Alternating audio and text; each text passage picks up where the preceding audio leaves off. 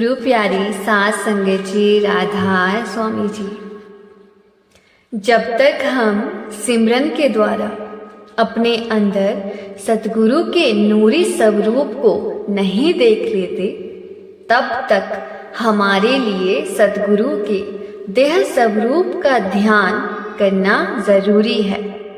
जब हम ध्यान की इस विधि में सफल हो जाएंगे तो सतगुरु का नूरी स्वरूप हमारे अंदर प्रकट हो जाएगा और आंतरिक यात्रा में हमारी रहनुमाई करेगा।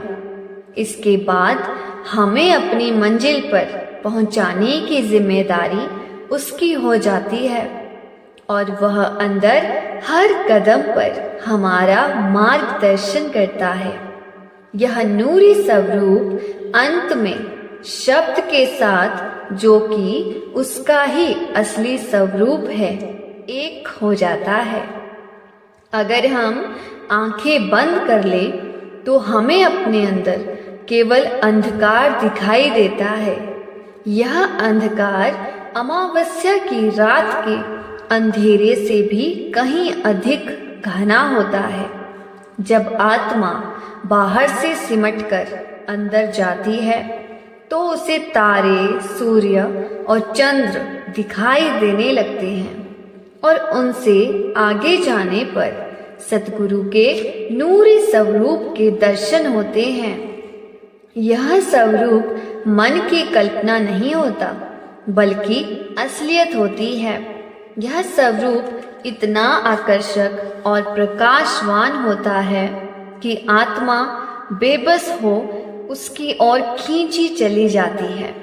असल में इस स्वरूप का वर्णन करना असंभव है। जब हम अंदर सतगुरु के नूरी स्वरूप का दर्शन कर लेते हैं तो आत्मा पूरी एकाग्रता के साथ उसका ध्यान करने में सफल हो जाती है और शब्द की दिव्य धुन को सुनने लगती है। इस प्रकार अभ्यासी अंतर में निरंतर गूंजने वाले शब्द के आनंद का रस पान करता है। अब मन की शब्द के साथ प्रीति जागृत हो जाती है और संसार के भोग उसे फीके लगने लगते हैं। जब हम बाहर सतगुरु के सुंदर देह स्वरूप को देखते हैं तो बहुत प्रभावित और आकर्षित होते हैं, पर जब हम उनके नूरी स्वरूप को अपने अंदर प्रकट कर लेंगे तो पता चलेगा कि वह बाहर के स्वरूप से हजारों गुना अधिक सुंदर और मनमोहक है। हाफिज साहिब अपने मुर्शिद के स्वरूप के बारे में कहते हैं कि मेरे महबूब, मैंने तेरे हुस्न की बहुत चर्चा सुनी थी, पर जब मैंने तेरे असली रूप को देखा तो पाया कि वह उससे हजारों गुना खूबसूरत है। जब अंतर में सतगुरु का ज्योतिर्मय स्वरूप दिखाई दे तो अभ्यासी को चाहिए कि अपना ध्यान उस स्वरूप में लगाए रखे। यह ध्यान इतनी एकाग्रता के साथ करना चाहिए कि अभ्यासी खुद सतगुरु के शब्द स्वरूप में लीन हो जाए। इस अवस्था का वर्णन करते हुए शाम्स तब्रेज़ कहते हैं, मन तू शुदम तू मन शुदी, मन तम शुदम तू जा शुदी, ताकस न गोयत बाद अजी, मन दिग्रम तू दिग्री। अर्थात मैं तू हो गया हूँ, तू मैं हो गया है। मैं तन हो गया हूँ, तू मेरे प्राण हो गया है। यहाँ तक कि कोई यह नहीं कह सकता कि मैं कोई और हूँ, तू कोई और। इस प्रकार हम सतगुरु में लीन हो जाएंगे। सतगुरु पहले ही परमात्मा में लीन हो चुका है, सो हम भी परमात्मा में लीन हो जाएंगे। जहाँ आसा तहाँ बासा। जिस प्रकार हम सीढ़ी के बिना किले की दीवार पर नहीं चढ़ सकते, उसी प्रकार सतगुरु के ध्यान के बिना परमात्मा से नहीं मिल सकते। सतगुरु का नूरी स्वरूप केवल पवित्र और निर्मल हृदय में ही प्रकट होता है। मेले या अपवित्र हृदय में उसका वास नहीं होता। सतगुरु का यह स्वरूप उसकी दया से ही प्रकट होता है और प्रकट होने पर सांसारिक बंधनों को ढीला कर देता है। ऐसा आंतरिक ध्यान सतगुरु की दात है। यह बख्शिश प्रभु की मौज से मिलती है और जीव के धुर कर्म पर निर्भर है। बहिर्मुखी विद्वता और अभ्यास परमेश्वर की प्राप्ति में सहायक नहीं होते।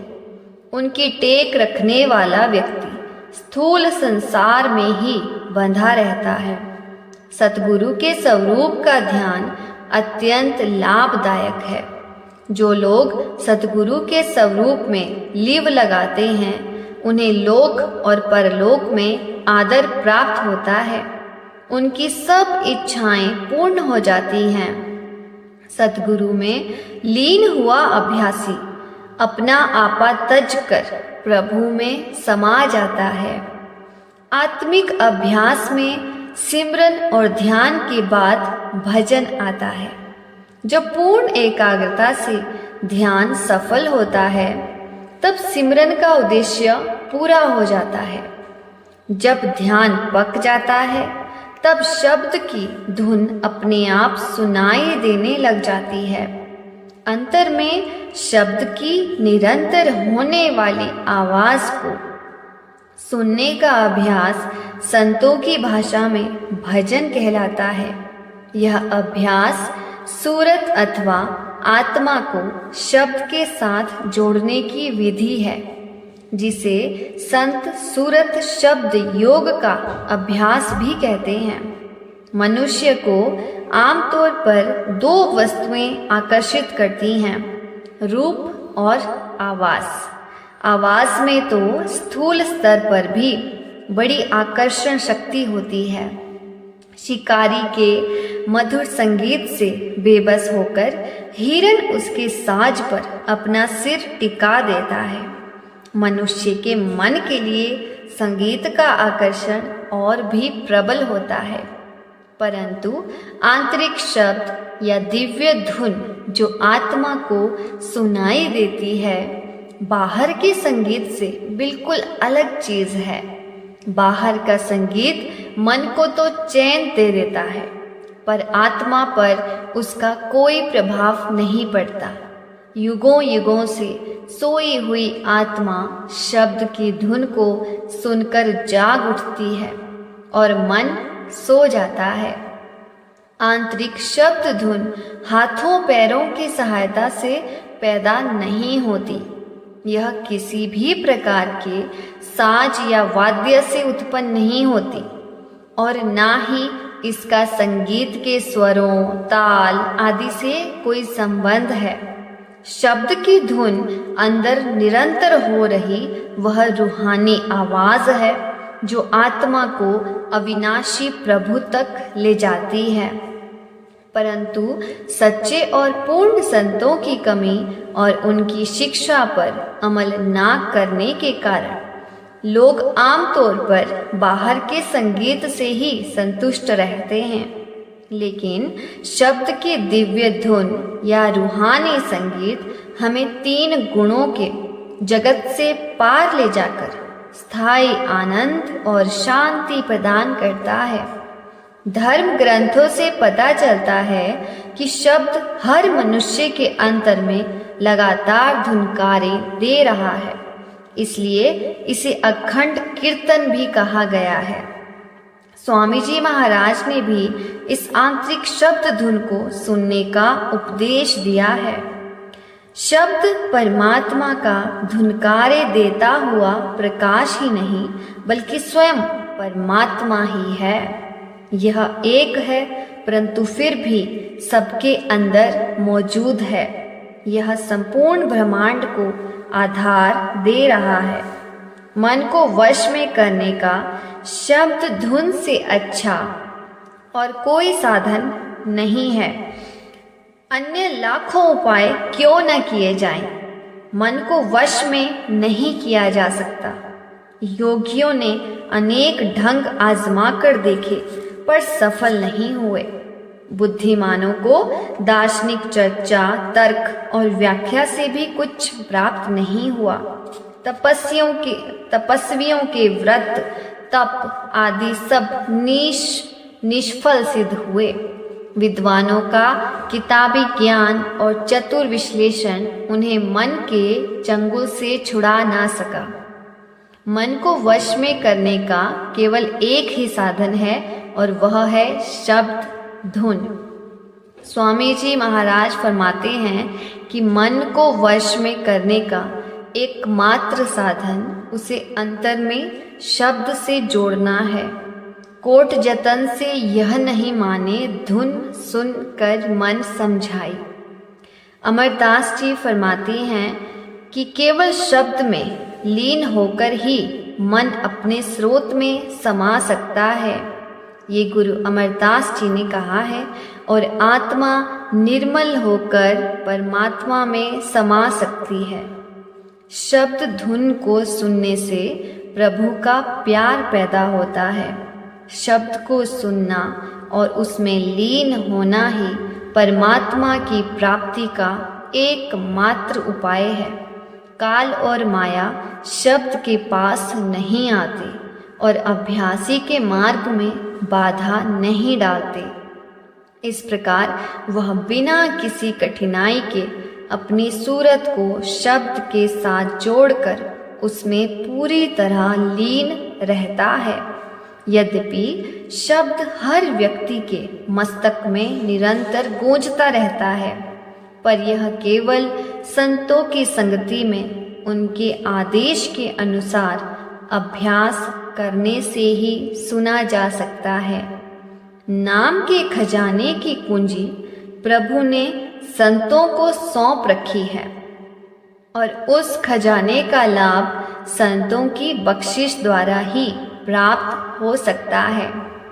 जो उनकी शिक्षा पर अमल करते हुए उनके मार्गदर्शन में इस सच्चे मार्ग पर चलता है, उसे आसानी से यह रूहानी दौलत मिल जाती है। इस प्रकार प्रभु प्राप्ति के लिए सिमरन, ध्यान और भजन का रूहानी अभ्यास सबसे उत्तम साधन है। बच्चा, जवान या बूढ़ा हर कोई बिना किसी कठिनाई के यह अभ्यास कर सकता है। प्रभु प्राप्ति का इससे अधिक सरल और फलदायक दूसरा कोई और उपाय नहीं है। तो ये सत्संग केवल एक सुनने के लिए सत्संग नहीं था। ये सत्संग एक रूहानी सत्संग है जिसे हमें अपने जीवन में ज़रूर अमल में लाना चाहिए और ये चीज़ें ज़रूर आजमा के देखनी चाहिए, क्योंकि जो चीज़ परमात्मा ने हमें दी है वो अनमोल है, उसकी कोई कीमत नहीं लगाई जा सकती। हमारा भी कर्तव्य बनता है, हमारी भी ड्यूटी बनती है कि हम भी रोज़ भजन सिमरन को समय दें और अंदर तीसरे तिल पर उस परमात्मा को ढूंढने की कोशिश करें। राधा स्वामी जी।